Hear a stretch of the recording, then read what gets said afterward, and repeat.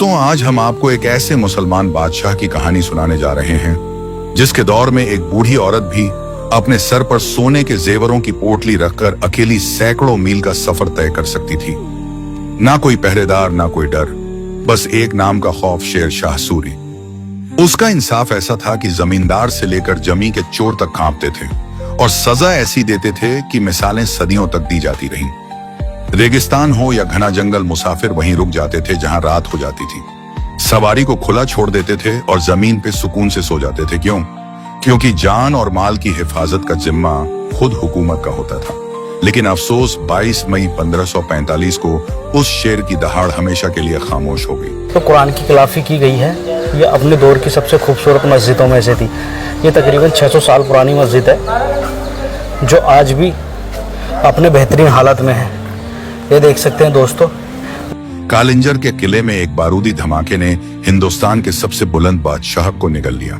शेर शाह मर गया, लेकिन उसका इंसाफ, उसकी इज्जत और उसका नाम आज भी जिंदा है। और शायद इसीलिए आज भी लोग कहते हैं, अगर हिंदुस्तान में कोई बादशाह अपने कामों से सच्चा शेर साबित हुआ तो वो था शेर शाह सूरी। बिहार के सासाराम जिले में एक खूबसूरत तालाब के बीचों बीच मौजूद इस मकबरे में सूरी सल्तनत के बानी शेर शाह सूरी दफन है।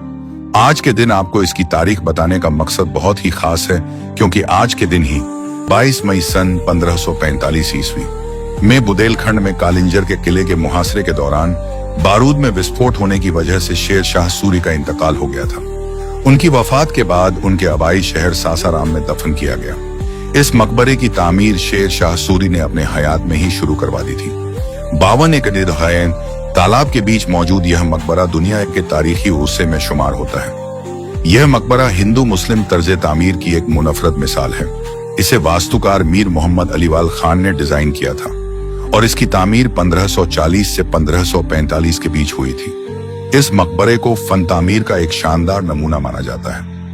लाल बलुआ पत्थर से निर्मित शेर शाह सूरी का यह मकबरा जमीनी सतह से 122 फीट ऊंचा है और लगभग वर्गाकार स्क्वायर है।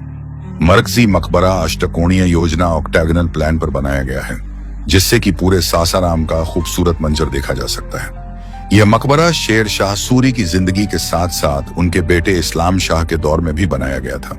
इसका तामीरी काम शेर शाह की मौत के 3 महीने बाद 16 अगस्त 1545 को मुकम्मल हुआ था। 1130 फीट लंबे और 865 फीट चौड़े तालाब के वेस्ट में वाक़े इस मकबरे को संयुक्त राष्ट्र ने 1998 में आलमी शकाफती उर्से वर्ल्ड हेरिटेज की फहरिस्त में शामिल किया था।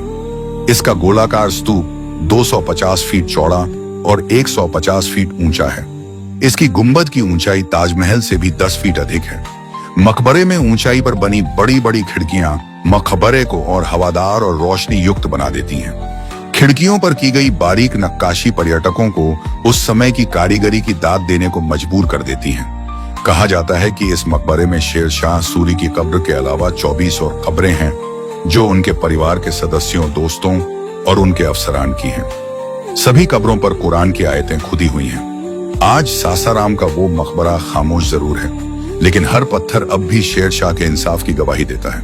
वो गया तो एक बादशाह था, मगर पीछे छोड़ गया इंसाफ की ऐसी मिसाल जिसे आज तक कोई मिटा नहीं सका। अब आप बताइए दोस्तों, अगर आज के दौर में शेर शाह जैसा हाकिम होता, क्या हालात कुछ और नहीं होते? अपनी राय जरूर लिखिएगा। आए दोस्तों, हम तो ये देख सकते हैं आज मस्जिदों में कुत्ते सो रहे हैं, लोग जूते लेकर फोटो खिंचवा रहे हैं, पर इसमें सिर्फ नमाज नहीं पढ़ सकते। ये हमारा बड़ा ही बदकिस्मती का दौर चल रहा है दोस्तों। ये आप सामने देख सकते हैं दोस्तों। इस सफरंद का मकबरा है जो आप मेरे पीछे देख रहे हैं। हम आपको इसका डिज़ाइन दिखाएंगे। इसका एक गुम्बद है जो बिल्कुल आगरा के ताजमहल की तरह है और इसके 2 बुरुज हैं जो बिल्कुल दिल्ली के लाल किले की तरह हैं। और ये जो मेन गेट है ये वाला, ये बिल्कुल आप देख सकते हैं, बिल्कुल ये लाल किले की तरह बना हुआ है, जो बिल्कुल लाल किले में इसको डिज़ाइन दिया गया है। और ये एक छोटी सी मस्जिद है जिसके 3 गुम्बद हैं। आप देख सकते हैं, ये आप देख सकते हैं दोस्तों, इसके 3 गुम्बद हैं जो बहुत ही खूबसूरत और प्यारे हैं। और ये इधर से मेन गेट है इसके आने का। ये मुग़ल बादशाह के आखिरी दौर में तकरीबन 1753 के आसपास बनवाया गया था।